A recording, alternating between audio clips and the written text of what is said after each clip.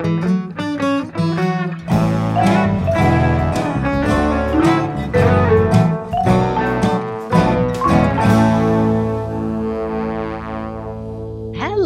and welcome to another episode of Keep It Fictional, the book lovers podcast from the Port Moody Public Library. My name is Sadie, and I will be your host today. And I have my book friends joining me. I have Corrine and Virginia and Emma.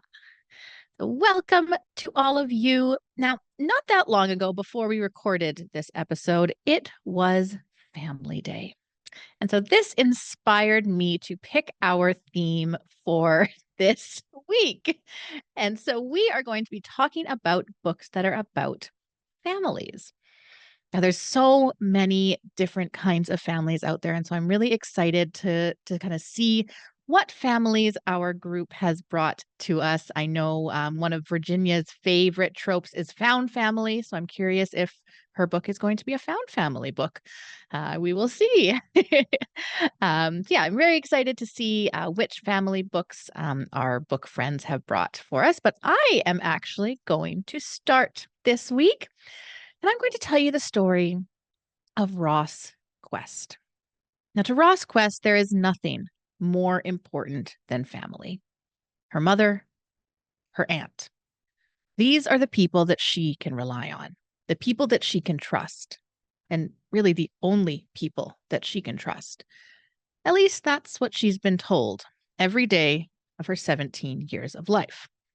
Trust no one but another Quest.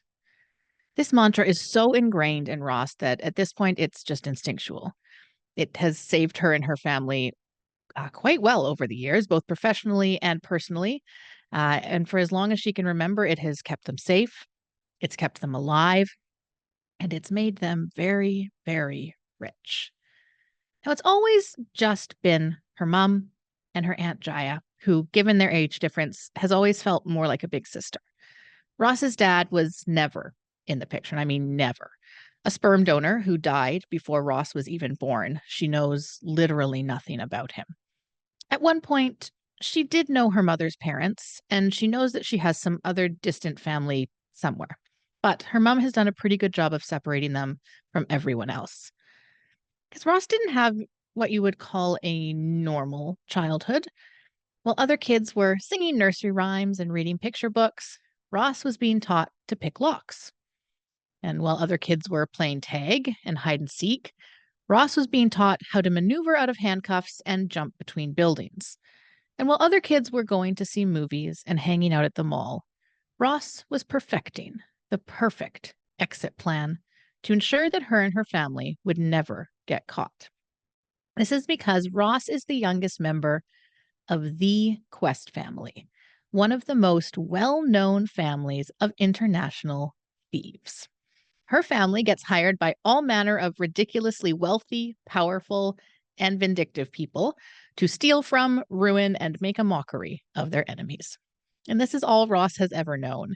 And while it's a very exciting, dangerous, and honestly, at most times, a lot of fun life, Ross isn't sure that it's all that she wants her life to be. So this is an introduction to the book Thieves Gambit by Kayvion Lewis. It is a book about family. It's a book about loyalty, trust, and high stakes competitions run by mysterious and very powerful organizations. Now, apart from the world travel that naturally comes with the job of being an international thief, Ross's world is very, very small. In between jobs, she lives on a small, secluded island in the Bahamas with her mom and her aunt. Not allowed to go to school, interact with any of the few other kids on the island her age or any age, really, and not even allowed to have any pets. Ross's real life is very, very lonely. She spends her time between jobs dreaming about maybe one day going to college, maybe meeting other people her own age, and maybe even making a friend or two.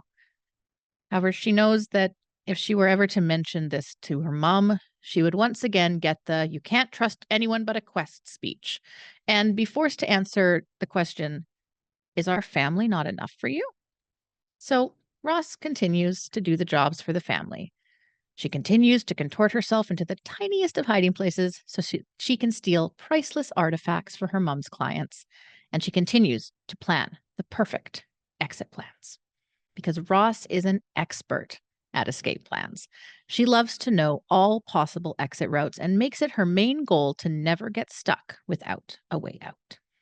So while Ross has been obediently pulling jobs for her family, she has also been secretly working on her own exit plan, one that will give her a break from the family, a break from her mom, and maybe finally let her live the life of a normal or somewhat normal teenager.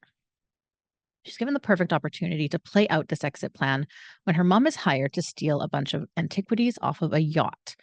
Now, once her and her mom have moved the final bag, Ross will slip away unseen, using the one exit that she will fail to mention to her mom. She'll use the lifeboat to get to shore, get to the airport, and fly away for good, or at least a year or two. She knows that her mom will never forgive her, may never speak to her again, probably disown her, abandon her, and cut her out of her life completely. But she needs to leave. She needs to at least try and have a normal life. The night of the escape, everything is going according to plan. Ross is just about to jump into the lifeboat when something goes wrong. The owners of the yacht discover her mother and overpower her and take her captive. Flooded with guilt, and knowing that if she hadn't been so focused on leaving, then maybe she could have saved her mom, Ross tries desperately to bargain with the kidnappers, promising them anything to get her mom back. They finally agree. They'll release her mom in exchange for $1 billion. Now, Ross's family has money, a lot of money. A couple $1 million would have been fairly easy to get, but $1 billion, that is kind of impossible. Until Ross receives an invitation to take part in the Thieves Gambit. The Thieves Gambit is an international thieving competition for up-and-comers in the business, run by a mysterious group who refers to themselves only as the organizers. The prize? One wish. And apart from bringing someone back from the dead, the wish can be anything. Now, Ross knows this is her only chance to save her mom and to alleviate some of the horrible guilt she's feeling for, getting her kidnapped in the first place. So she signs up for the gambit. She boards a private plane, is sedated almost immediately, and wakes up in France alongside 8 other teenage thieves. Ross is immediately disappointed to see that included in the 8 is Noelia Boschert, the stuck-up, snotty, perfectly blonde daughter of Europe's most well-known family of thieves, and Ross's rival since the age of 9, when Noelia almost got Ross arrested for claiming she stole fine jewelry from 4 of their ski instructors. Now, her mother has never let her forget this lesson. There's also Devereux, a handsome, exceedingly charming young man from England who is immediately drawn to Ross and who Ross immediately distrusts. The 9 thieves are taken through a series of international challenges where they are tasked with stealing priceless objects from a museum, politicians' cell phones, ancient antiquities directly from high-end auctions. As the competition goes on, not only do the targets become more expensive and much harder to steal, the stakes get increasingly higher and more dangerous as each of the thieves is fighting for a chance to win because they each have a wish that they must make. As one by one, the other competitors are eliminated, Ross is forced to make a decision that she never thought she'd have to make. Ross needs to decide if she can trust someone who isn't a quest. What if that trust is the only way to win the competition and save her mom? Will she regret it more if she says no and tries to make a go of it on her own? Or will she realize in the end that her mother's words were always right and she really can trust no one but a quest? This was a very, very fun book. It is very action-packed from start to finish, which I really, really loved. It's full of heist planning, suspense, plan reveals, twists that you never saw coming. Ross is a strong but very sympathetic protagonist, and you really, at least I found myself rooting for her the entire book. She goes on quite an emotional journey as the book goes on. You kind of get to see her turn from a very, very untrusting, closed off person and begin to kind of open up and let others in. As you read, you're not sure, along with Ross, if this is going to be the right decision or if it's all going to just backfire in the end. I'd say that some of the story is a little unbelievable. And you do need to suspend your disbelief just a tiny bit to truly believe that a bunch of 17-year-olds can successfully and secretly perform multi-million-dollar heists without getting caught or alerting the authorities in any way. But maybe that exists. Maybe there is a group of teenage thieves somewhere in the world performing these things, and we just don't know about it because they're that good. No, Corinne doesn't think so. Maybe not. If you are able to kind of push beyond that unbelievable, then it is a really, really fun book. There's going to be a sequel coming out, which I'm really excited for. Heist Royale just got its release date of November 12th of this year.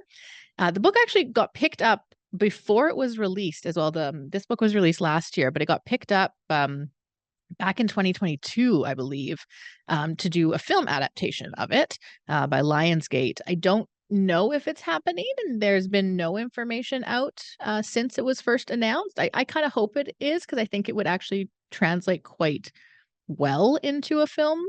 So yeah, I hope it happens. I'd be excited to watch it. Yeah, we will see. We will see. So yeah, I'd say that this book is for anyone who really loves fast-paced, action-packed, fun heist stories. It does have a bit of an emotional side. It's not going to make you heavily examine the world around you. However, I think that Lewis does do a good job of including some very real situations and focuses a lot on highlighting the discrimination that Ross and some of the other characters do come up a bit against. And she uses it as a reflection of what the BIPOC community deals with every day in the real world. So she does definitely bring some very real things into the story as well. But yeah, I'd say that if you do like a good heist story, then I would definitely recommend Thieves Gambit by Kayvion Lewis. All right. Now, my sense is that this is going to be the happy high point of our book talk today. And it might be going a little bit sadder, darker, more emotional and disturbing. I'm not really sure, but these are words that are coming to mind from what some of my book friends have alluded to. But we will see. I'm very excited to hear about all of the books. And so we are going to go over to Corinne next. What family book have you brought us today, Corinne? I'm just shocked that you didn't start this episode with the opening line from Anna Karenina, considering that all of our books, except for yours, are about to go into a nosedive real fast. The very famous quote of happy families are all alike. Every unhappy family is unhappy in its own way. Yeah, so this topic is very interesting, mostly because I can't get Vin Diesel like talk growling familia out of my head as you keep mentioning that word, and I didn't realize we were doing this because of Family Day. So nice tie-in, Sadie. Very, very nice tie-in. I did go through and find a book that is all about family. So there is a storm coming, and Gia Shaw is in the middle of it. She thought that moving to Houston would be a fresh start. She is recently divorced from her husband, Dev, and she's still reeling from her narrow escape from his clutches with her 14-year-old son. Houston was as far away as she could get from Chicago, and it had the added benefit that her older sister, Seema, lives there with her affluent husband, Vipul. But it's not going the way that she thought it would. There is still a lot of stigma in the community, in the Indian American community, about being a divorced woman. Everywhere she goes, people seem to think that divorce is contagious, as if by spending time with her, their marriages will also fall apart. Her son, Ishan, has just been suspended from school for giving another child a concussion in the school cafeteria, and he refuses to talk about it. This altercation has had more impact on her life when she receives a letter from her husband's lawyer saying that he is going to sue for custody of their son because she is an unfit mother and will have to go have to undergo some sort of parental evaluation. And her husband is not stopping at that. He is texting her, saying that he is coming to Houston to take his son back from her. And on top of that, there's a Category 3 hurricane coming. And Gia cannot even buy a crate of bottled water. But as in all things, her older sister comes to the rescue. Seema invites/orders her younger sister to come and shelter in place in her gorgeous, modern, heavily decorated mansion in Sugarland with all of the perks. Seema will be there with her young daughter, her husband, Seema's brother-in-law Raj, and his wife Lisa, and of course, her mother-in-law, who is mostly just called Grandma. Hands tied because she does not want to seem like an unfit mother who can't take care of her own child during a hurricane, Gia decides to kind of bite the bullet and go and stay with her sister, despite always feeling a little bit less than her perfect older sister. But all is not as it seems. Family are supposed to be the people that know all of your secrets. They can take one look at you and know if you're hiding something, know that you are guilty about something, or know that you have something to hide. But Gia has been hiding things from her family, and especially from her sister, for a long time. A secret that could tear them apart. Dev, her ex-husband, is not the only one that has been texting messages to Gia. Seema's husband has also been texting messages to Gia, intimating that he might tell her sister about what they have been up to. Not only that, when they arrive at the house and the waters start to rise, there's a knock at the door from the very handsome Spanish neighbor, who appears to have horrible cut on his hand and is limping, and says that he has been attacked by robbers when he arrived in the neighborhood. Gia thinks this is a little bit strange because as she drove into their compound in Sugarland, she noticed that all of the streets were empty. There was no one left in this neighborhood except for Seema and her family. It seems strange that someone would break into this heavily fortified, rich area in the middle of a Category 4 hurricane.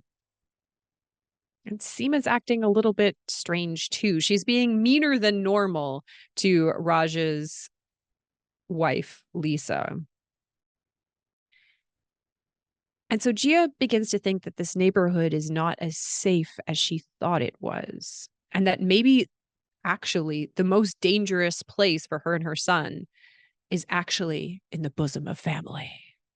And as the waters rise, secrets will be revealed.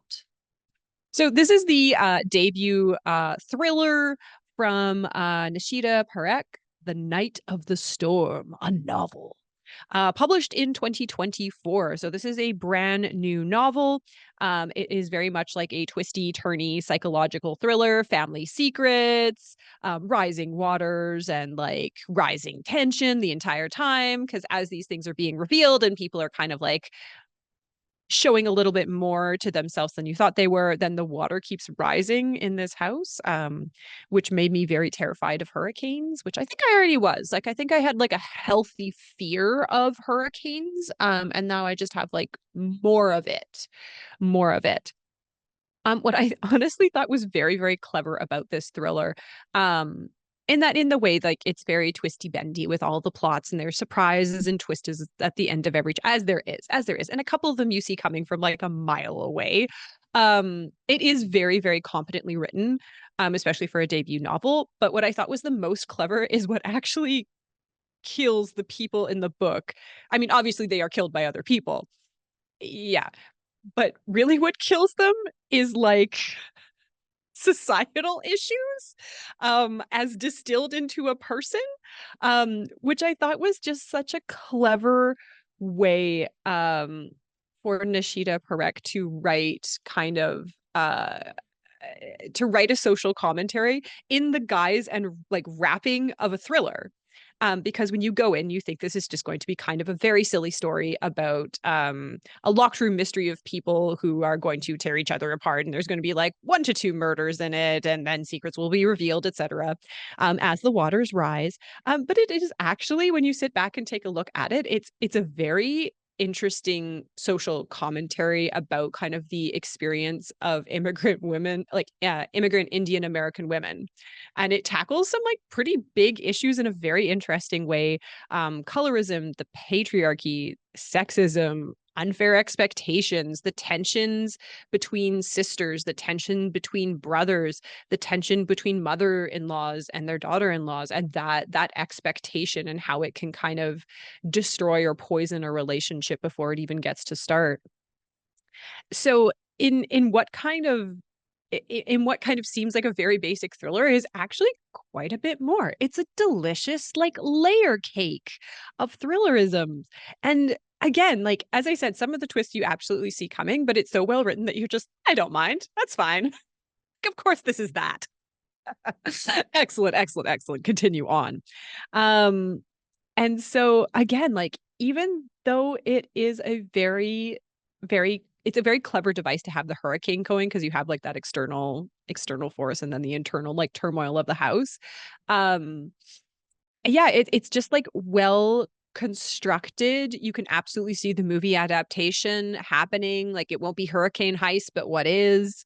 Um, and it just really kind of brings home like the claustrophobia of family that you feel sometimes when you're all like on a family vacation together or you're all in the same house after a long time and all those little tensions and fissures come into play. Except usually probably in your family, people don't murder each other.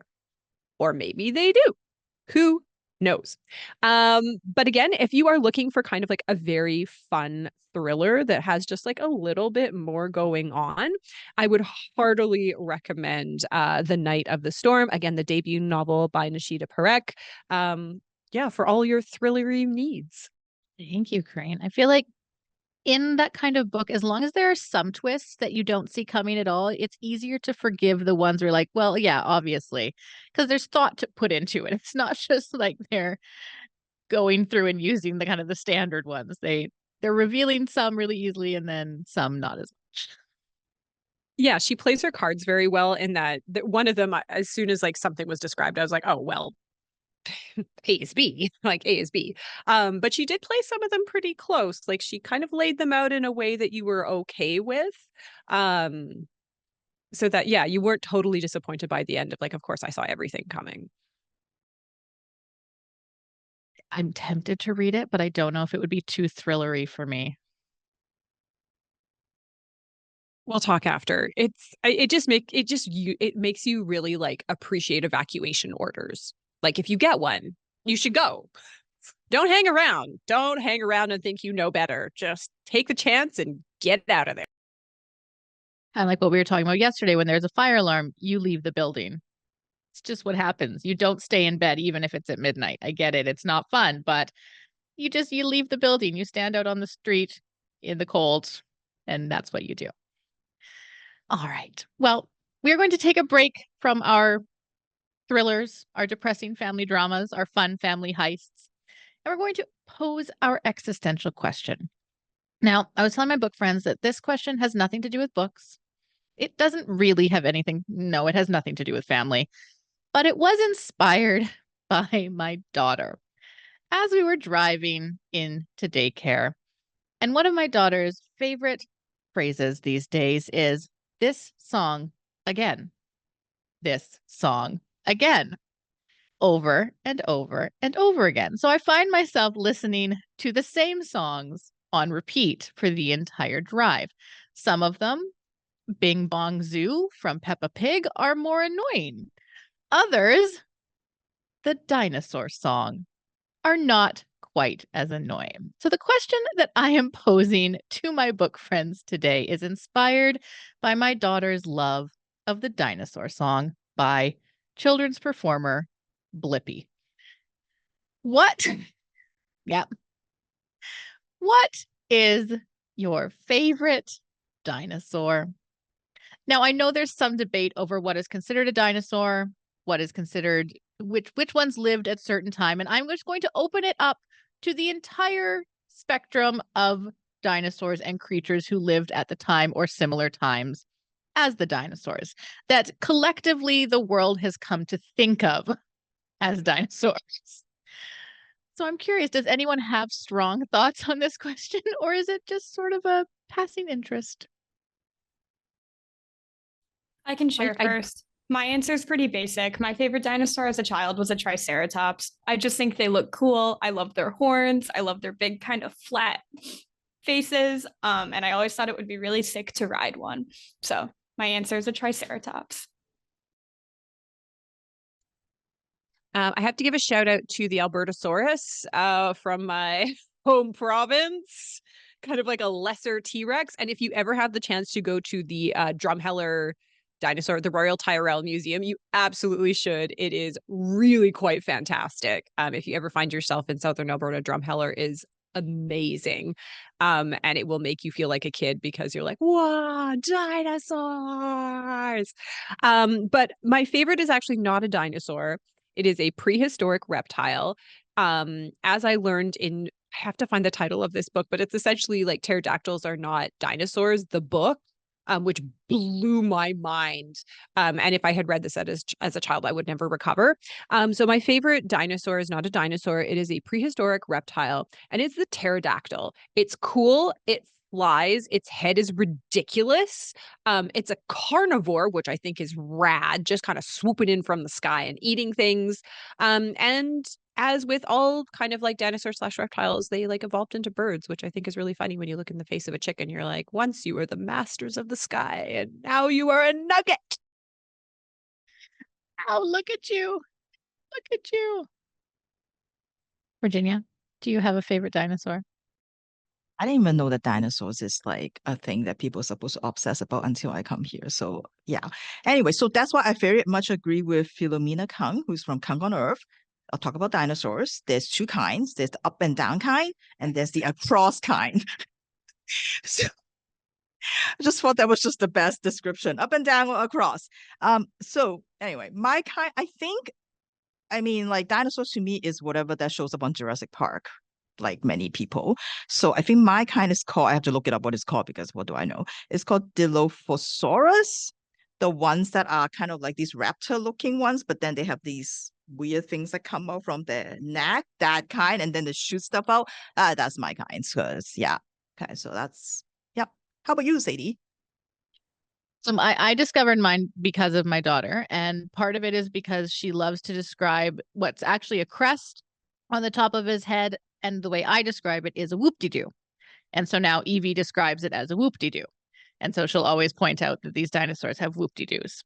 And so I'm going to show you a picture because it's not quite as well known. So it's the Parasaurolophus, which I recently learned I've been pronouncing incorrectly. But it is the Parasaurolophus. And so they were herbivore, and they had a little whoop-de-doo that had like tubes in it, and so they think that it was used to make sound. So I think they used to make like a honking sound. That's what they said. I think that's the best part is that we really don't have a concept of what dinosaurs sound like. And all we're getting, and you're so right, Virginia, is from like Jurassic Park. We assume that they made like big, scary, like, when really they could have been like. It's so true. And I think this is why dinosaurs are so fascinating because there's so much about them that you just don't know. You never know, and we'll probably never know because there's only so much you can tell from an animal's bones. Well, They learn new things every day, Sadie. They're learning new things every day. Like, who didn't want to be a paleontologist when they grew up? it's true. How cool would that be? Okay, fine, Virginia. But I know that's like an outdoor job. So I had a friend who is a nurse now, but her undergraduate degree was in archaeology. And so she actually, I don't know if she ever did dinosaur stuff, but she would go on digs and like dig things up. And it was very, very cool. It's like a very cool career.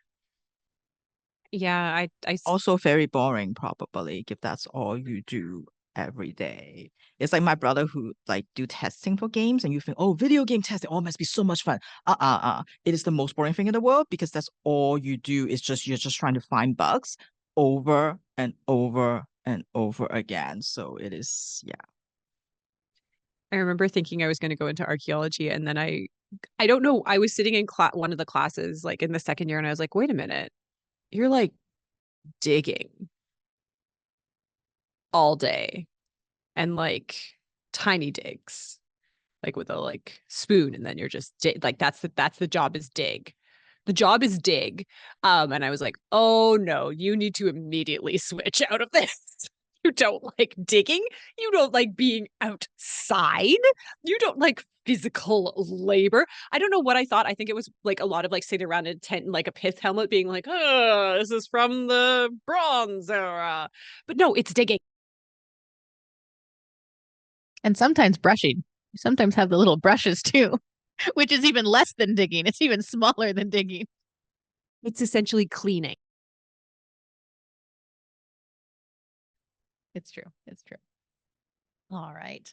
Well, if you would like to weigh in on either what your favorite dinosaur is or whether you wanted to be an archaeologist when you were younger and then decided that you didn't want to dig, we would love to hear in the comments or send us an email. We're always curious.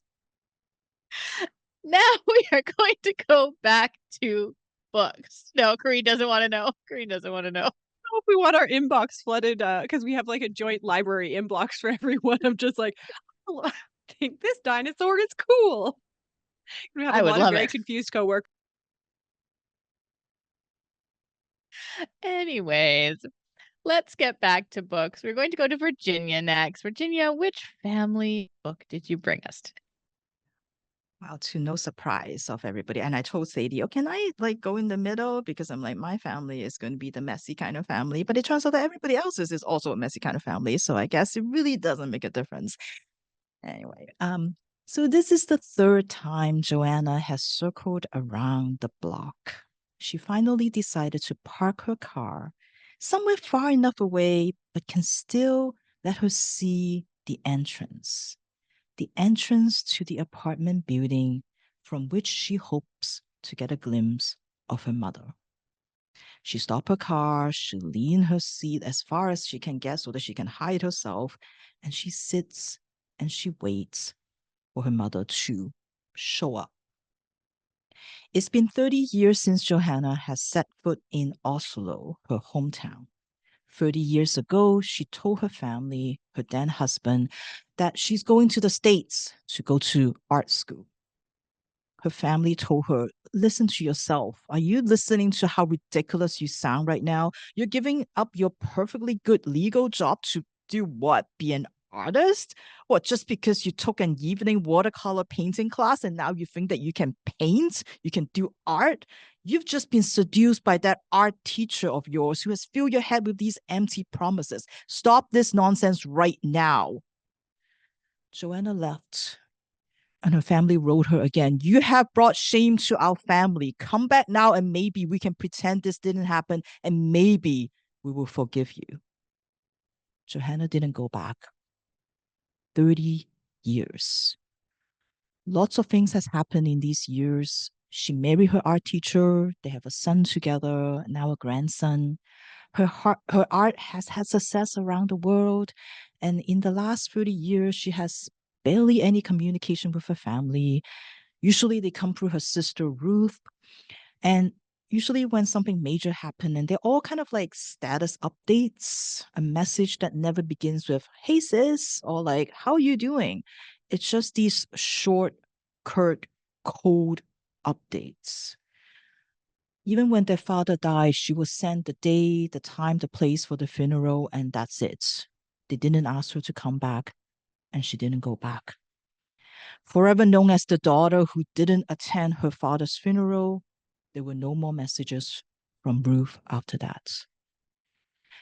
Now she's almost 60 years old, and she's back in Oslo because they're going to do a retrospective exhibition in the city where supposedly everything got started. And Johanna knows that her family knows she's here, not just because they probably heard about the exhibition, but also that she ran into their family friend. And so they must have told them, but they didn't contact her.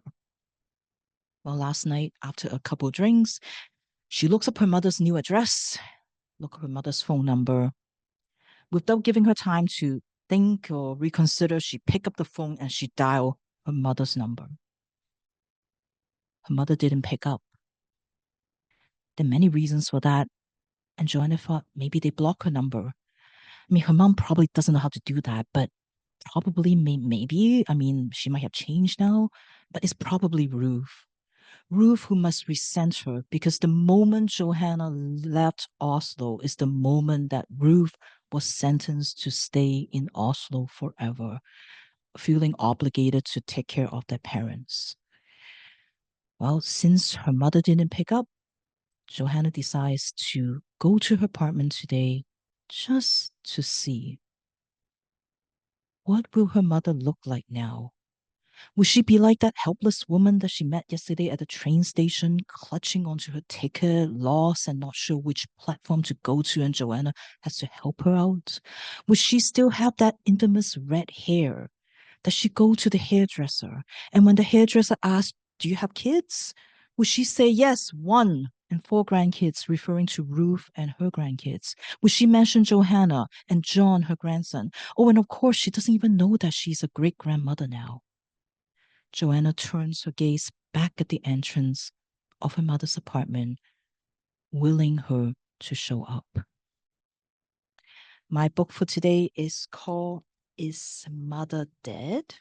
By Vigdis Hjorth, a Norwegian author who has 3 books translated into the English so far, all translated by Charlotte Barslund, and they're all published by another excellent small press, Verso Books. Is Mother Dead is a book for readers who not just prefer character book to a plot book, but very much prefer to live inside the head of a character rather than in reality. Many things happen in this book, so to speak, but they all happen in her head. It's all her inner monologues, her imagined dialogues, her picturing what her mother is doing right now, her picturing why her mother did this or do that. And she tried to think about her mother, her sister, maybe still really affected by her actions, by her so-called abandonment after all these years. Or sometimes she fears that maybe they're ambivalent to her actions. They don't care. They don't even think of her anymore.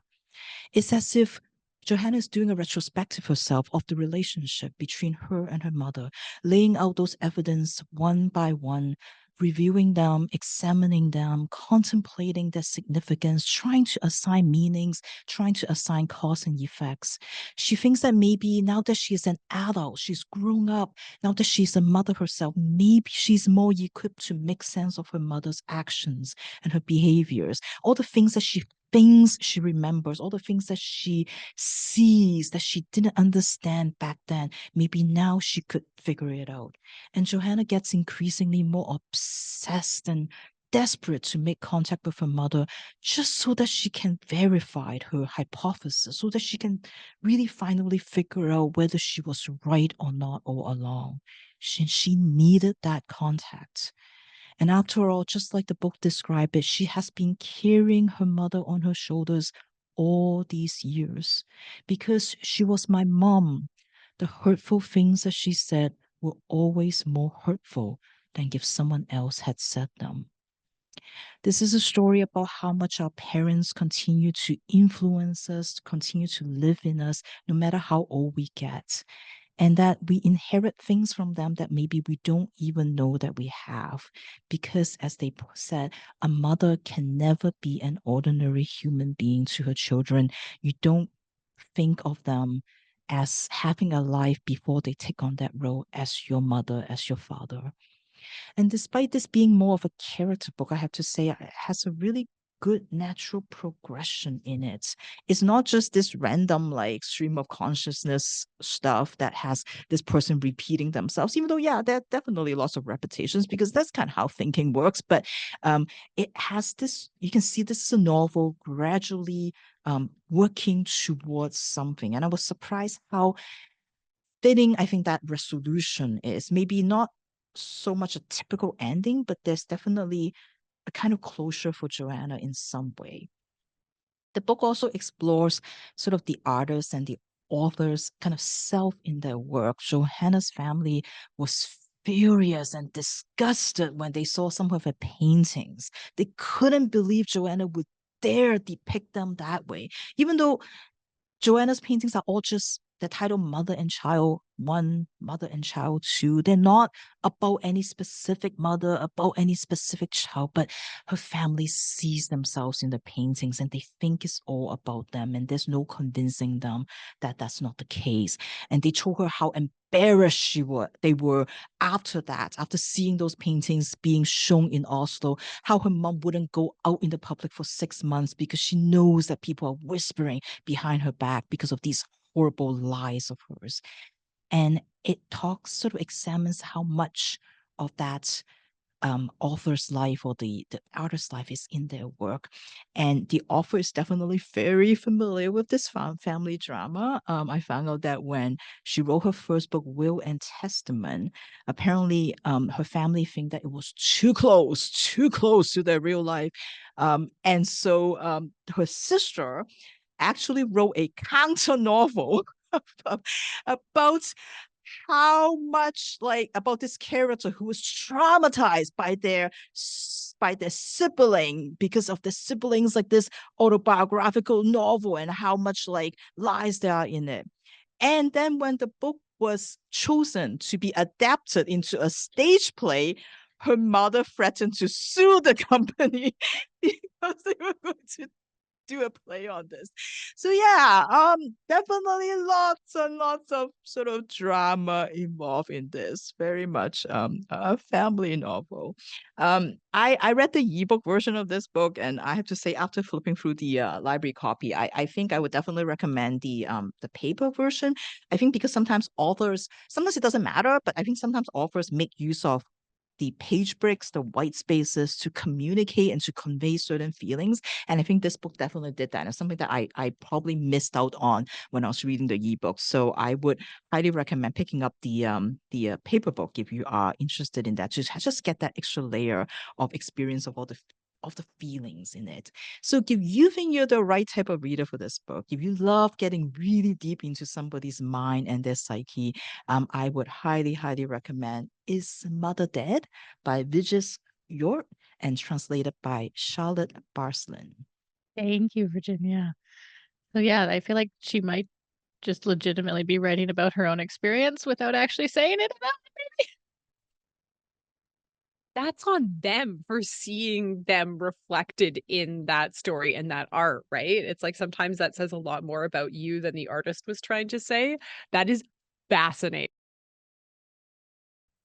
It is. It definitely is. Did it ever get made into a stage show, or did the suing of the threatening to sue stop it? I think it did, but I'm not 100% sure. Yeah. So Kind of want to go see it. I want to see it. All right. Well, thank you, Virginia.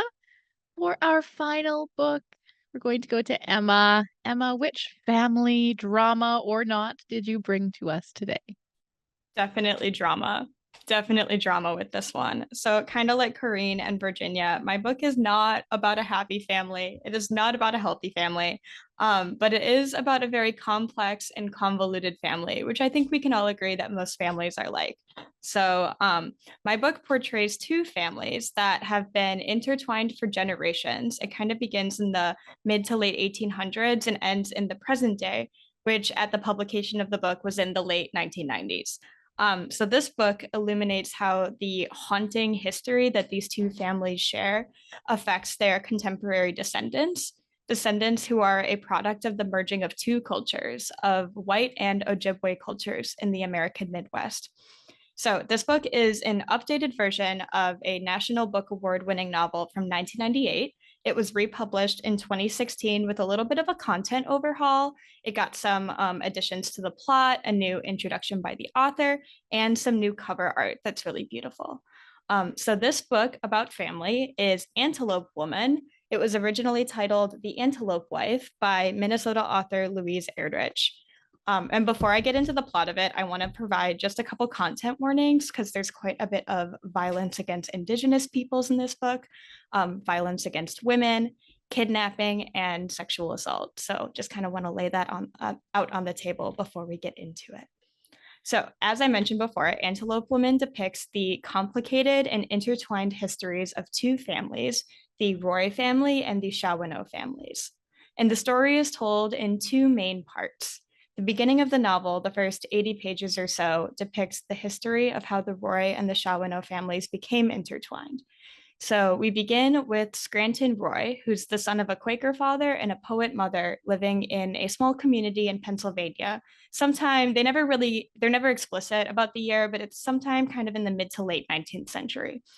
And Roy becomes infatuated with a woman from a drama troupe and chooses to follow her westward, promising to rendezvous with her eventually. She never makes it to this rendezvous. She abandons him, and he chooses to enlist in the army and is sent to Fort Snelling in St. Paul, Minnesota. After training with the army, his company marches westward. They encounter an Ojibwe village where they begin to mercilessly slaughter any men, women, children, and elderly that they encounter. Roy, during this slaughter, sees a dog attempting to escape with a child cradled and tied to its back. He follows the dog out of the village, and after days of following it, he finally catches up to it. Rather than murdering the dog and child, however, he chooses to settle in the woods in the wilderness and raise this baby girl as his own. Years later, Scranton Roy meets Peace McKnight, who's a Scottish woman who came to the plains to become a teacher. They marry, they raise Roy's adopted daughter together, who he has named Matilda. Now, Matilda's birth mother from that Ojibwe village that was slaughtered, her name is Blue Prairie Woman, and she eventually ventures westward to try to locate her child in her grief, who went missing years ago during that massacre. When Blue Prairie Woman finally encounters Matilda, Matilda leaves her adopted household with Scranton Roy, and she leaves with Blue Prairie Woman, who quickly dies from an illness that she contracted from the white people. Alone now, Matilda continues westward, following and being cared for by a herd of antelope. Now, back at the Roy household, where Scranton Roy and Peace live, they have a son named Augustus. And when Peace dies, Augustus and his father go back east to find that original Ojibwe village that Scranton and his company massacred years ago. Scranton is seeking repentance, and Augustus just wants to escape his loneliness living out in the wilderness.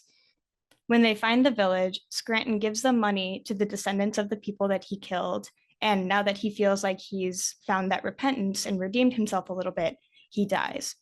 Augustus stays in this Ojibwe village following the death of his father. Now, the next part is a little bit weird and a little convoluted and may or may not contain a little bit of incest. So I just want to lay that out on the table first. So after Matilda disappeared after the massacre, Blue Prairie Woman, her mother, had two more daughters. They're twins named Mary and Zosie, which is a nickname for Josephine. Augustus Roy meets Mary and Zosie, the twins, when he and his father return to this village. And the twins are so alike in personality, they're so alike in appearance, and they love deceiving people that they both choose to have relations with Augustus Roy. And he's so confused the whole time, he can't tell who's who. So he just has relations with one and has relations with the other and just kind of continues living his life like that. So they end up getting married. They marry in the Ojibwe way, but he marries both of the twins and has children with both of the twins. And he can't tell which child belongs to which mother and what's going on here. So now we have a family with Augustus Roy and his two wives who are twins and all of their kids. It's messed up and confusing, but alas, that's how the book goes. So yeah, he marries both the twins. They have children together, and the children treat both the twins as their mothers. So they create this little family unit. So Augustus, Mary, and Zosie together raised their atypical family in their small Ojibwe community with the help of trusted elders and separate and away from the judgment and influence of white culture. Eventually, Augustus, Mary, and Zosie's children grow up and have children of their own. And it is their youngest son's child, whose name is Klaus, who becomes the protagonist for the remainder of the book. So now we've set up this very complicated family tree. We're at like page 100, and then Klaus is the character for the rest of the book that takes place in the 1990s. So we have Klaus. He's moved away from the small communities of rural Minnesota to Minneapolis, where many Indigenous folks were forced to move when their ancestral land was purchased by the US government. Klaus travels the country selling goods at powwows in the West. He sells jewelry and beadwork and blankets and little carved animals that are made of stone. And at a powwow in the Montana plains, he encounters a family of beautiful women and is immediately mesmerized by them. He stalks the woman at the powwow as they move about, and he lures them to come to his stand where he's selling his goods. He's especially infatuated with the mother and is determined to bring her back with him to his home in Minneapolis. Klaus tricks the 3 daughters in this family into taking a nap in his tent, which is super sketchy. And while the daughters are napping, he lures their mother into his van. He drugs her with sleeping tea. And while she's unconscious, he begins to drive back to Minneapolis. I can see everybody's faces. The book it never gets better. This just kind of continues. He takes her back to his home in Minneapolis, where he lives in a multi-generational household with distant cousins and their children. So they're all descendants of the original Roy and Shawano families who were brought together by Augustus Roy and the twins. Now back home, Klaus has to trap the woman that he's kidnapped in order to keep her from escaping. He ties her to his bed at night using a textile called Sweetheart Calico, which becomes her name. She doesn't speak at all, so he only calls her Sweetheart Calico because that's the word that he has for her. And although she doesn't speak, Klaus claims that she speaks with her eyes. He claims that she says that she loves him and that she wants to stay with him, while other people in their community only see her eyes as lost and longing for her freedom back and to go back to the plains. Sweetheart Calico escapes Klaus's home and roams the streets of Minneapolis, naked and grazing on whatever food she can find. They use the word grazing. She has this quality about her that's alluring and seductive, both like a human and also like an antelope. She is, to him, his Antelope Woman. While she's in Klaus's captivity, Sweetheart Calico attempts to escape multiple times. Klaus also receives threatening letters from a man named Jimmy Badger, who's an elder that he met at the powwow in Montana where he kidnapped his Antelope Woman. Jimmy demands that Klaus return her to her home in the plains. He claims that birds are dropping dead out of the sky, that local businesses are failing, and that community members are falling into drug use and alcoholism. Sweetheart Calico's daughters are running through the men of the reservation, breaking up every marriage, and the only way to stop the chaos is to return Sweetheart Calico to her land and to her people. Meanwhile, the effects of Sweetheart Calico's presence are causing nothing but chaos and strife for Klaus's household as well. Nearly every man that she encounters is seduced by her, much to Klaus's dismay. As the disarray in both the Minneapolis home and in Montana escalates, more is revealed about how deeply the Roy and Shawano families are intertwined and how they're also connected to Sweetheart Calico. Turns out Sweetheart Calico is the granddaughter of Matilda Roy, that adopted daughter of Scranton Roy and the baby who survived that initial massacre in the Ojibwe village at the beginning of the book. And when Matilda's mother, Blue Prairie Woman, died of her illness and Matilda moved westward with the antelope, she began a line of these Antelope Women, women who are not quite human, who are not quite animal, but something magical in between. The modern day families must unravel a lot of intergenerational trauma before coming to this realization and before figuring out how Sweetheart Calico, the ethereal and mysterious Antelope Woman, fits into their narrative. So while this book was deeply disturbing and quite confusing at times and a little bit slow at the beginning to get into as they're laying the groundwork for like the deep intertwined histories of these families, I overall enjoyed it. Louise Erdrich is just such a beautiful writer. Her writing is so lyrical that even if you're kind of confused about the plot, because it's another one of those books where like so much of the content is about the characters' experience. There's very little dialogue and very little plot. So much of it is just what's going on in these characters' minds. So it is a bit confusing and a bit slow to get into, but overall, I definitely enjoyed it. The book contains a lot of Ojibwe legends and storytelling kind of incorporated into the writing. It kind of ties these legends and these myths with the family saga of the Royce and the Shawanoes. And the timeline is definitely non-linear, and the narration jumps perspectives a lot. Sometimes the story is told in first person from multiple different characters. Sometimes it's in third person. There are sections of it that are narrated by various different dogs. There's the dog that Matilda Roy escaped the massacre on, and then that dog's descendants that are still kind of intertwined into these family histories. So that part's kind of interesting to hear from a dog's perspective, if that sounds fun for you. It's an odd but kind of comedic voice. I personally tend to like books with atypical narrative structures and confusing, dare I say, banana pants plot lines and perspectives. So while this book was definitely convoluted, it was a fun challenge to unravel. And the republished edition of it, because it was originally published in 1998 as The Antelope Wife, this newer version of it from 2016 thankfully includes a family tree at the beginning, which was so helpful. It was really a really great help to follow the increasingly confusing cast of characters and how they're related to one another. I like kept my finger in it the whole time and kept going back every time a new character was introduced. And the family tree reveals Sweetheart Calico's heritage as a descendant of Blue Prairie Woman from the get-go. So that wasn't a spoiler, the fact that she's connected to these families and she's been connected the whole time. But it's still really satisfying to see the characters in the book unravel that mystery in their own time and figure out like why they have all this trauma and why these families are so deeply connected. So while this book is confusing and definitely very messed up at times, it was a really fascinating and challenging read. If you like family sagas, if you like magical realism, historical fiction, Indigenous and or Ojibwe storytelling, or stories with non-traditional narrative structures and points of view, then I definitely recommend you check out Louise Erdrich's The Antelope Woman. And I do want to give a quick shout out if you're ever in Minneapolis. Louise Erdrich owns a delightful little bookstore called Birch Bark Books. It's one of my favorite little independent bookstores, and I think everyone should go visit it if they get a chance. So that's The Antelope Woman.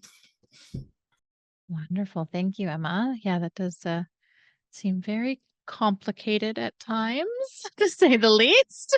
I'm always guilty of when like books have those family trees, I'll just like flip past them and not pay attention to them at all. But in this case, it does seem like it is you need useful. The family tree. It's like there's so many different generations, and so many generations have twins in them that you're just like, wait, which twins? How many generations did it skip? It's too much, but the family tree made it very, very helpful.